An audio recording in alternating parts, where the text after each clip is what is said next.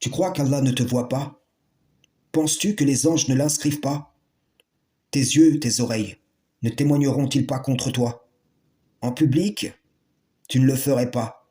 Mais secrètement, la nuit, le jour, tu te rends sur les lives de ceux qui tiennent des discours qu'Allah n'agrée pas. Je te le dis d'ores et déjà. Il est inscrit, un tel a assisté aux prêches de tel diable au travers de tel coraniste ayant un joint, un verre d'alcool entre les mains, se cachant des gens, mais pas d'Allah, ou consommant d'autres substances de manière affichée ou dissimulée, tout en se permettant d'user de la parole d'Allah. Ne disent-ils pas: nos lives sont des salates? Pourtant, ils se rendent ivres à leurs salates, preuve qu'ils ne sont pas en communion avec Allah, mais en communion avec les diables. Oui, je te le dis, c'est les diables qui prennent le contrôle de ces prêches et toi, tu te dis, peu importe, c'est lui qui s'enivre. Moi, je viens chiner, si possible, quelques informations qui pourraient m'être utiles. Et ainsi, tu es pris. Car les djinns, shaitan, dont il est écrit qu'ils espionnent le ciel ou qu'ils sont persuadés de tout connaître, à celui ou celle qui sera assez insensé pour commettre le blasphème en public de prêcher la parole d'Allah dans un état second, ils vont fournir certains secrets qui n'en sont pas véritablement, mais qui le sont devenus du fait qu'ils ont fait oublier aux hommes une partie de ce qu'Allah a fait descendre vers eux.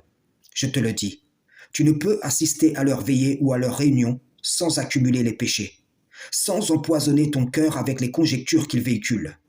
Non. Enlève cette idée de ton intériorité. Tu ne peux en sortir indemne. Et c'est ainsi que beaucoup ont abandonné la salade physique, se tournent à présent vers Jérusalem ou Pétra, qu'ils répètent en boucle les mêmes paroles enjolivées persuadés d'être bien guidés, alors qu'ils sont en vérité plongés dans un égarement profond. À travers ces gens, le diable opère une déconstruction totale de la pratique de la religion. Lorsqu'une réforme du dîn est nécessaire, celle-ci doit être faite à partir du réel de ce qui a été établi à l'origine et dont Allah a préservé les bases jusqu'à nos jours.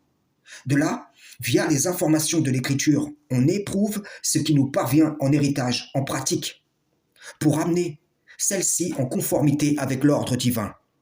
Voyez-vous, c'est ce qu'avait entamé Rachad Khalifa, que Satan le banni a fait dévier via ce qu'il a excité à usurper la dynamique du retour au culte pur. Moi, je viens à la suite de Rachad Khalifa. Et je vais vous dire une chose en toute simplicité. Si vous en comprenez la logique, alors vous comprendrez la faiblesse des ruses de leur conjecture.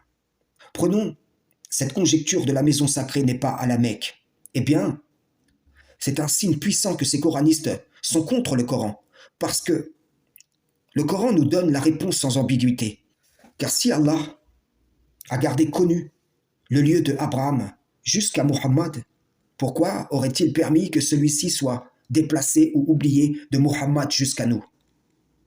Comme c'est Allah qui a dirigé Abraham vers cette maison, je vous le dis, c'est lui aussi qui en garde la direction, connu pour les enfants d'Abraham, notre Père, qui veulent remplir leur devoir en la visitant. Frères et sœurs en islam, salam, shalom.